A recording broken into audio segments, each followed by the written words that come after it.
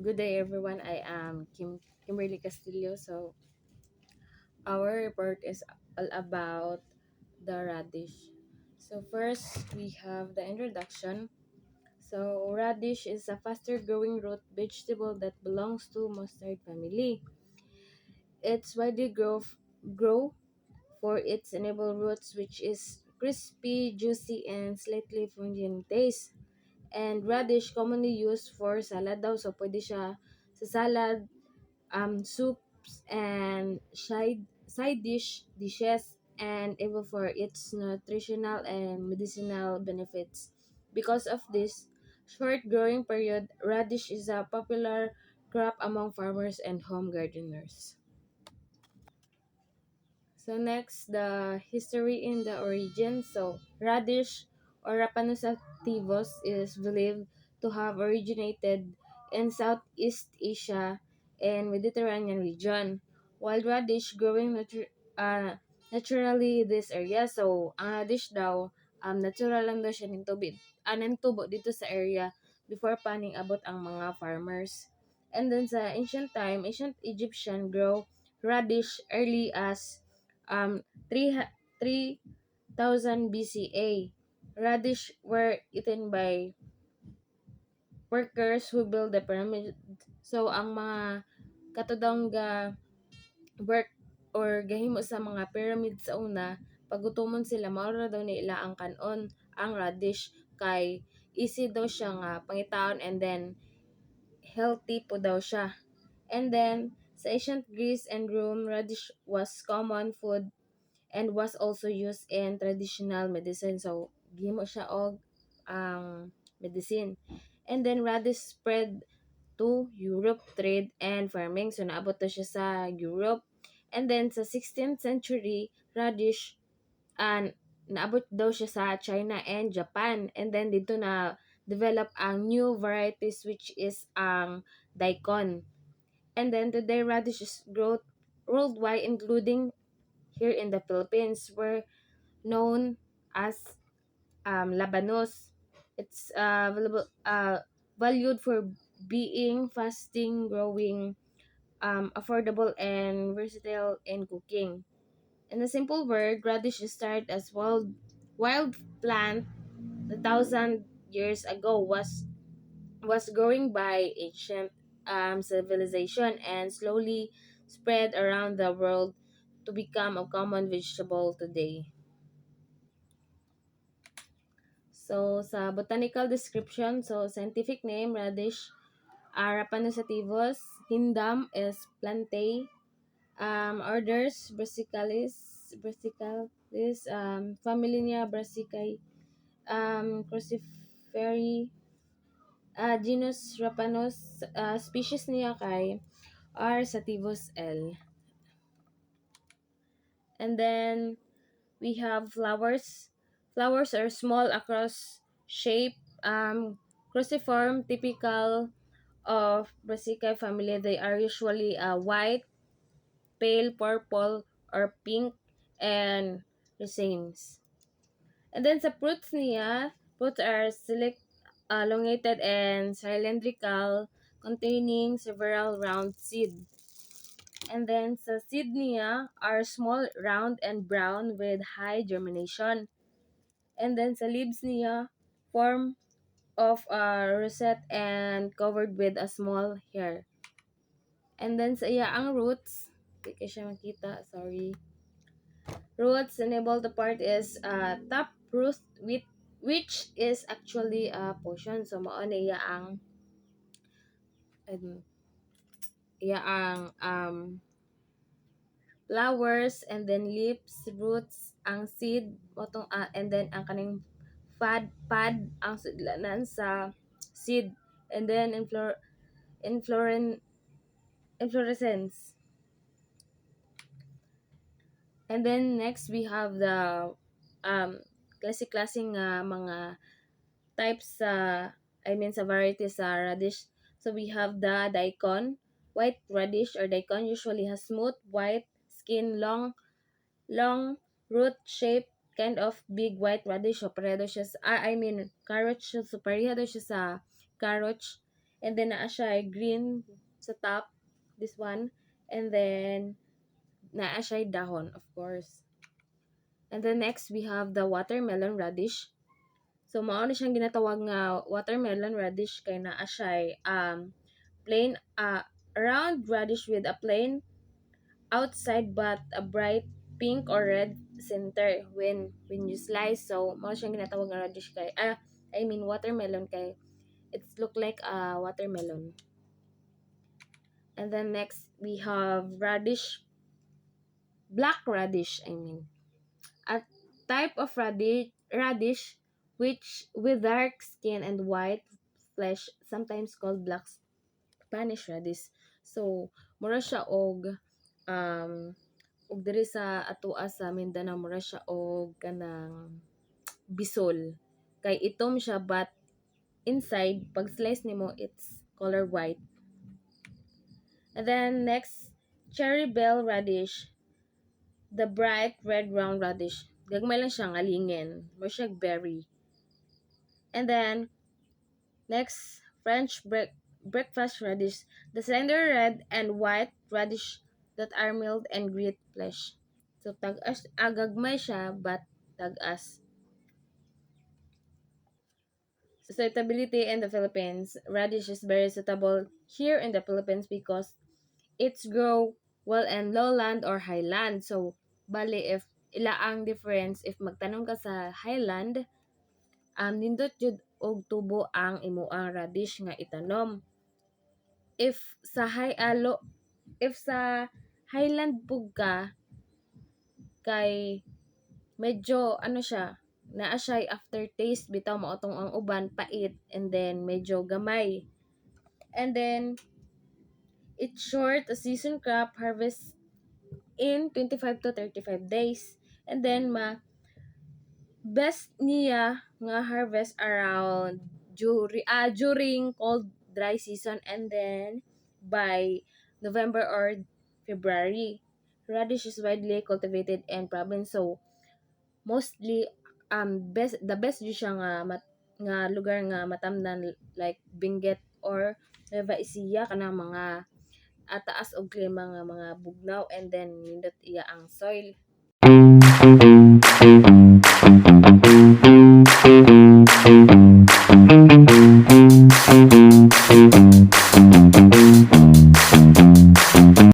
Application. So before planting or basal application, this apply during the land preparation. So kung organic fertilizer, so first mag-compose og wheel drainage or manure. So or irrate siya 2 to 3 pounds per hectare. Then also i-mix nimo siya throughout the soil. So organic fertilizer or optional na siya nga if kung mogamit ka o chemical fertilizer, so you can use complete fertilizer 14-14 and so rate niya is about 200 to 300 kilogram per hectare. So side dressing or after germination, so apply small amount or of nitrogen fertilizer. Mo apply ka is urea or 4600 urea. Then human is mo apply na pud ka to 10 to 14 days after planting. Plant fertilizer beside the plant, so tapad siya sa sa mong radish or sa mong plant. So tapad dili siya kana i-direct dayon.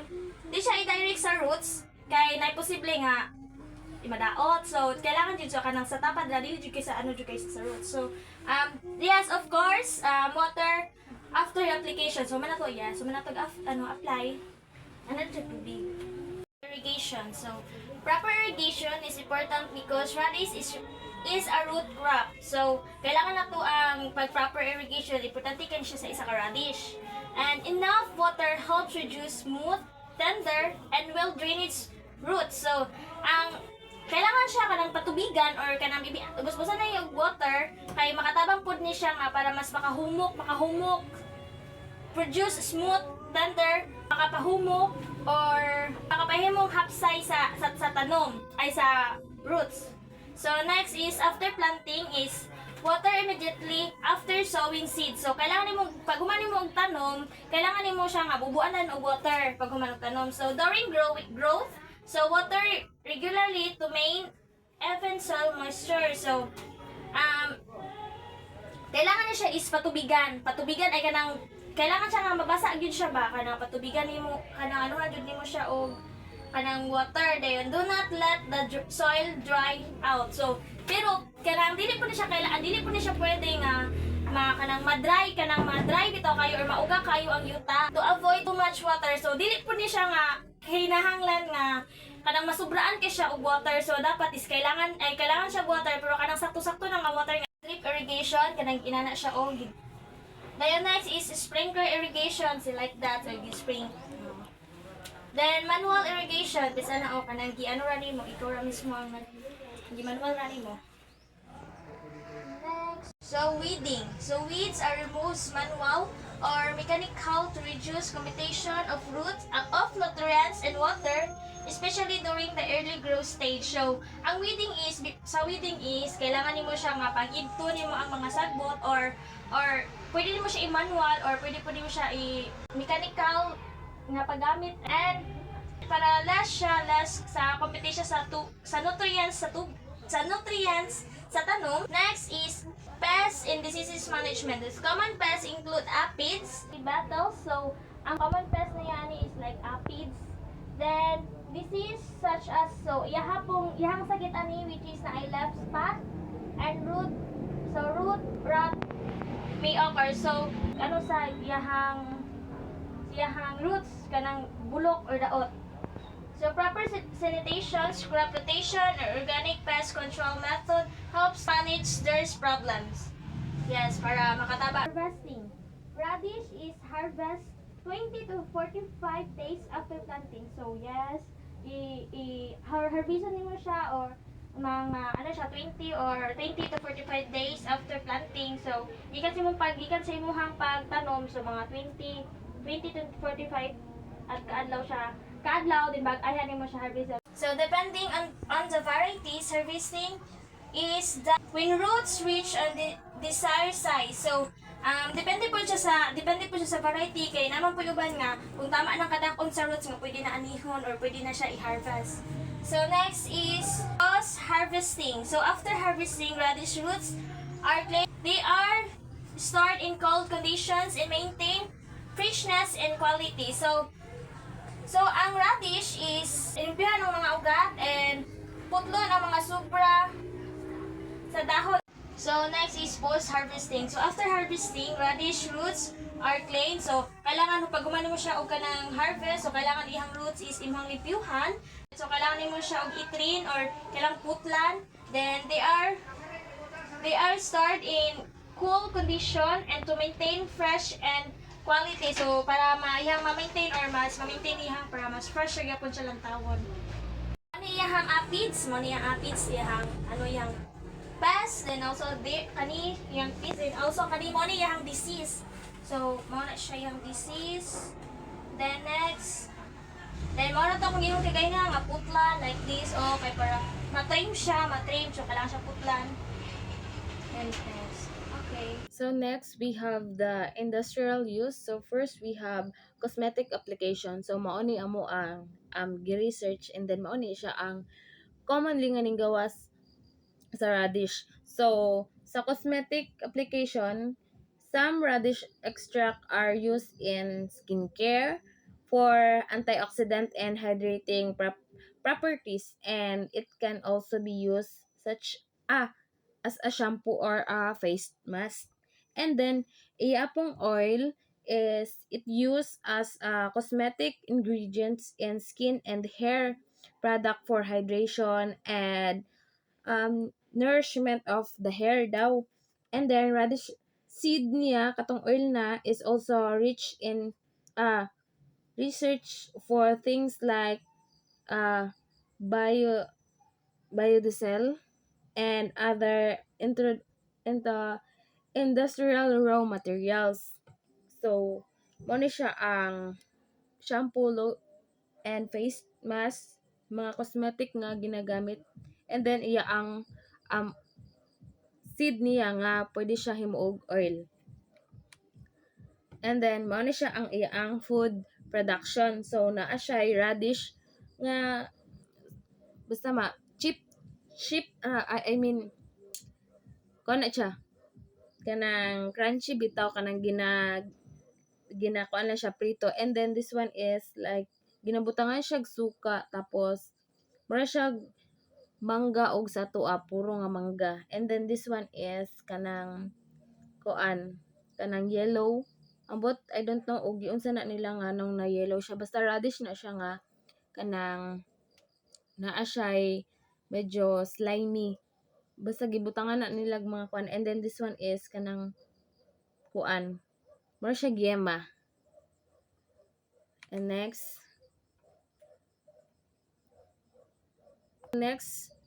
the nutritional value. Radish is rich in vitamin C to boost immunity and antioxidant, and vitamin B6 support metabolism.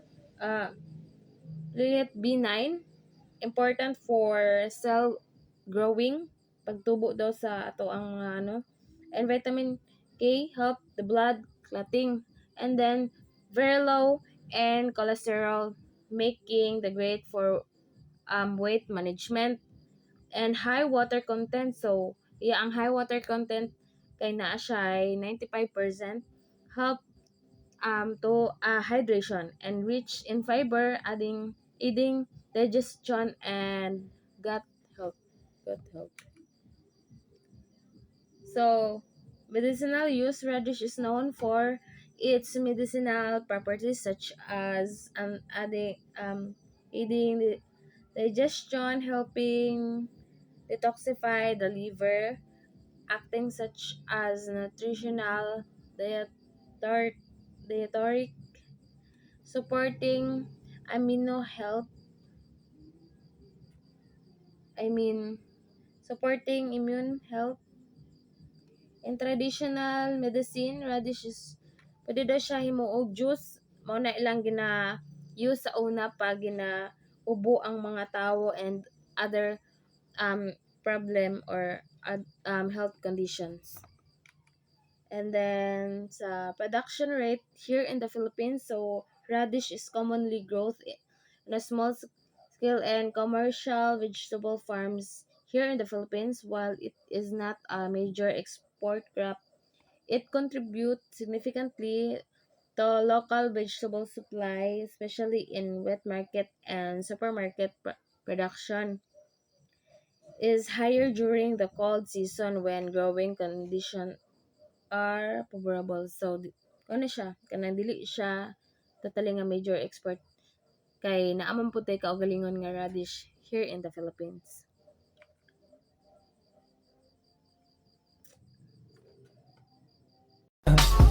I just had to let you know you're